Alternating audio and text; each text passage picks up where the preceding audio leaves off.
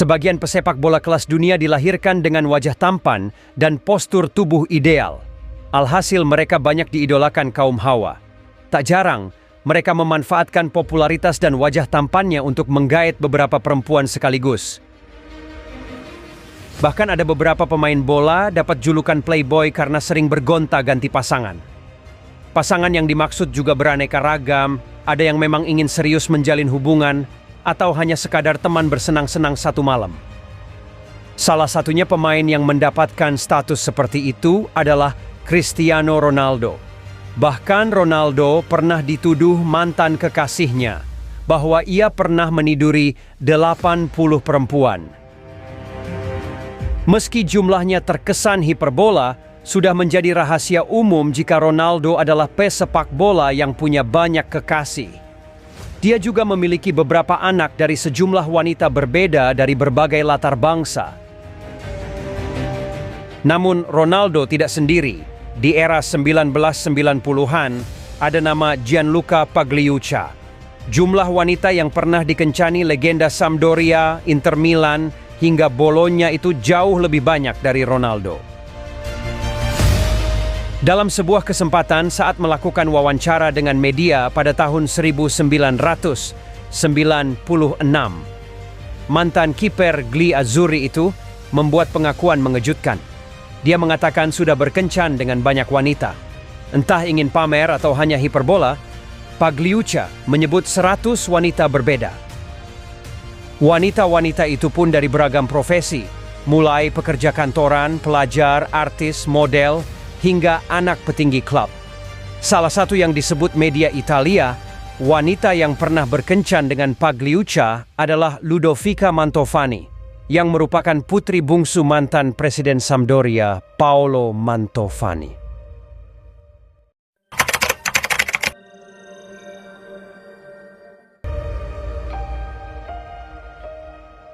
Saat itu, pengakuan Pagliuca kepada media membuat banyak orang terkejut. Ketika itu orang-orang memang mengenal Pagliuca sebagai playboy lapangan hijau. Tapi mereka tidak menyangka ada lebih dari 100 wanita yang pernah berkencan dengannya, termasuk sang putri kesayangan pemilik klub yang diperkuat, Pagliuca. Selain dengan Ludovica, tidak banyak orang yang tahu siapa-siapa saja yang pernah tidur dengan Pagliuca. Pasalnya, tidak seperti media Inggris, pers di Italia tak terlalu peduli dengan kehidupan pribadi seseorang. Mereka lebih senang menyoroti prestasi sang pemain saat di lapangan. Fakta menunjukkan bahwa Pagliuca adalah tipe kiper yang sangat tangguh ketika berada di bawah mistar gawang. Kemampuan menempatkan diri ketika terjadi serangan lawan menjadi kelebihan pria kelahiran 18 Desember 1966 tersebut. Dia juga sering menggagalkan eksekusi penalti lawan. Dia pun mendapatkan julukan The Wall yang artinya si tembok. Ia mengawali karir sepak bolanya bersama Bologna pada musim 1985-86. Dan semusim kemudian, ia pun direkrut oleh Sampdoria. Disinilah Pagliuca menjadi sosok sentral dalam kesuksesan Sampdoria, meraih gelar juara Serie A pada tahun 1991. Pada akhir periode 80-an hingga periode 90-an, merupakan periode emasnya Serie A Italia yang diisi pemain-pemain terbaik di dunia dan pelatih-pelatih revolusioner dan klub yang superior kala itu. Dan di ujung periode emas itu, musim 1990-91, sebuah tim kecil mendobrak dominasi di liga terbaik di dunia saat itu. Saat pertama kali Sampdoria merekrut Pagliuca dari Bologna saat usianya 21 tahun, tak ada yang menduga bahwa transfer itu bakal menjadikan kiper jangkung dengan postur 190 cm itu bakal menjadi salah satu kiper terbaik di sepanjang sejarah Italia. Kala itu Sampdoria yang diasuh Vujadin Boškov, pelatih dengan pesona Eropa Timur itu, menjadi yang terbaik. Il Samp bermetamorfosis di bawah tangan dingin Boškov. Musim itu skuad Sampdoria juga diisi pemain-pemain kelas 1. Pemain tersebut yakni Roberto Mancini sang kreator berkelas, Gianluca Vialli yang menjadi capocannoniere dengan 19 gol, Pietro Virchow, bek tengah ganas yang begitu paham makna bekerja sekeras mungkin, dan tentu saja Gianluca Pagliuca yang tangguh. Virchow dan Pagliuca betul-betul menjadi pengingat bahwa musim itu Sampdoria siap menghadapi para striker ganas di Serie A. Sampdoria berlari cepat musim itu, mereka bahkan sudah dinyatakan sebagai juara ketika Liga masih menyisakan 4 pertandingan. Laga yang menjadi penentuan adalah ketika Sampdoria menekuk Internazionale dengan skor 2-0. Laga itu sepenuhnya milik Sampdoria ketika Pagliuca mementahkan sepakan penalti Lothar Matthäus. Boskov menyebut keberhasilan timnya memenangi Scudetto sebagai pencapaiannya yang paling indah dan terasa begitu manis. Saya menjadi juara di liga yang paling sulit dan paling seimbang di dunia, apalagi ini gelar pertama untuk Sampdoria sejak setengah dekade belakangan. Rasanya seperti ketika anak pertama Anda lahir. Keberadaan Pagliuca sangat krusial, meskipun puja-puji dan penghargaan banyak disematkan untuk Mancini atau Vialli yang begitu tajam di lini depan. Namun tanpa Pagliuca di bawah mistar gawang, Sampdoria tak akan bertahan lama di atas ring ketika bertarung dengan para lawannya. Pagliuca sosoknya tak mungkin tak tertangkap oleh mata. Dengan kaos penjaga gawang lengan panjang yang terasa sangat ikonik. Dan yang paling diingat adalah kebiasaannya mendirikan kerah kaosnya. Sikap yang menegaskan bahwa ia ada di sana, dan para striker lawan tak akan mudah mengalahkannya. Di balik rahangnya yang tegas, Pagliuca menyimpan senyum eksklusif. Matanya yang sayu justru terasa misterius, seperti menyimpan tantrum yang sudah terpendam selama beberapa dekade. Poni rambutnya yang jatuh di sisi kiri menjelaskan kepribadiannya yang penuh gairah. Seperti ketika ia mengakui sudah meniduri 100 wanita dan menyandang status Casanova kala itu. Maskulinitas Pagliuca itu bersatu dengan kualitasnya sebagai penjaga gawang. Ia sungguh cekatan, nyalinya penuh. Ia merupakan salah satu dari sedikit penjaga gawang yang begitu tangguh menghentikan sepakan jarak dekat lawan dengan refleks berkelasnya. Dengan kehebatannya itu, Pagliuca setidaknya bermain di 32 laga dengan kebobolan 22 gol. Jumlah kebobolan itu sedikit lebih banyak dari AC Milan yang hanya kebobolan 19 gol, tapi cuma bisa finish di peringkat kedua. Namun tidak sampai di situ, Pagliuca juga menciptakan clean sheets lebih dari separuh jumlah pertandingan Sampdoria di Serie A, yakni dengan 17 clean sheets.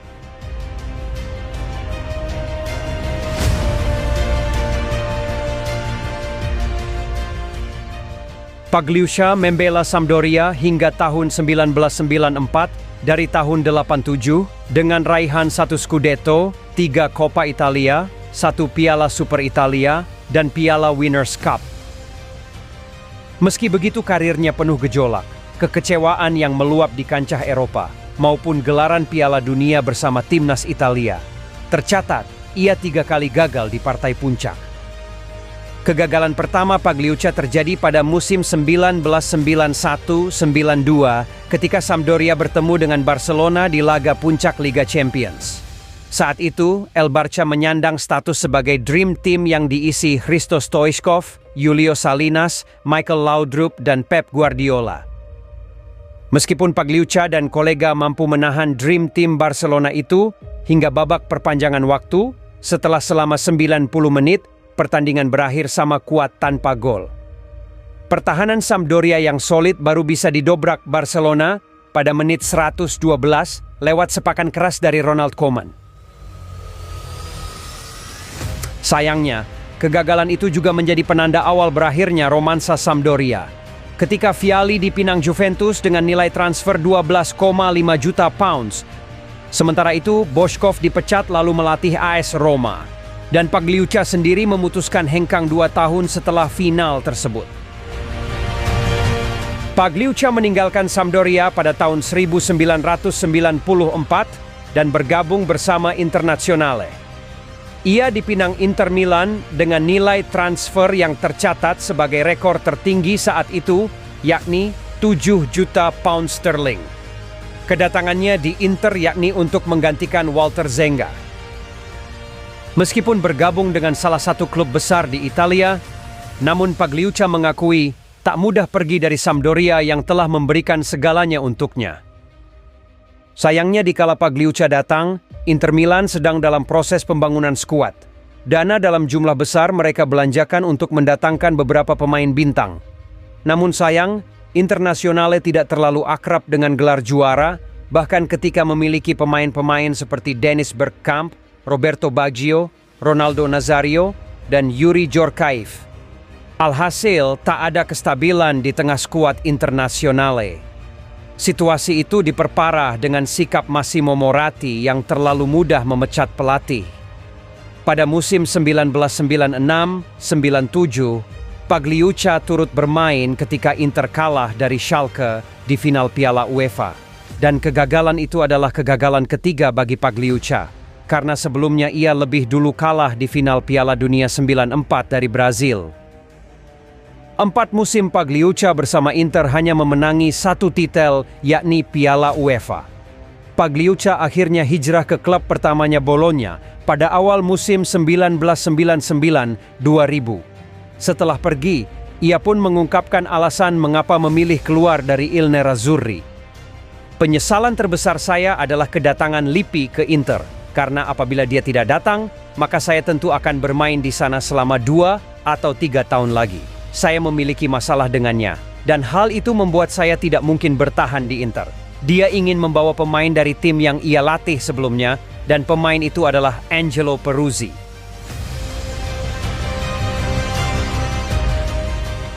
Ketika Pagliuca berada di bawah asuhan Fujadin Boskov dan Sven-Goran Eriksson di Sampdoria serta Arrigo Sacchi di Piala Dunia 94, Pagliuca memiliki fungsi ganda. Selain menjaga gawang, dia juga berperan sebagai sweeper, yaitu pemain yang paling akhir di pertahanan sendiri. Posisi sejenis ini fungsinya lebih seperti bek tengah. Sayang, Pagliuca kurang beruntung di sejumlah ajang besar yang diikuti. Pada 23 Juni 1994, Pagliuca mendapat kartu merah saat Italia melawan Norwegia pada fase grup Piala Dunia 1994 di East Rutherford, New Jersey. Penyebabnya menyentuh bola di luar area penalti secara sengaja. Itu membuat dia menjadi kiper pertama dalam sejarah Piala Dunia yang diusir wasit. Kesialan Pagliuca berlanjut ketika Italia bertemu Brasil di final. Sebagai kiper utama, dia tampil sangat bagus selama 90 menit waktu normal plus 30 menit extra time dengan skor akhir 0-0.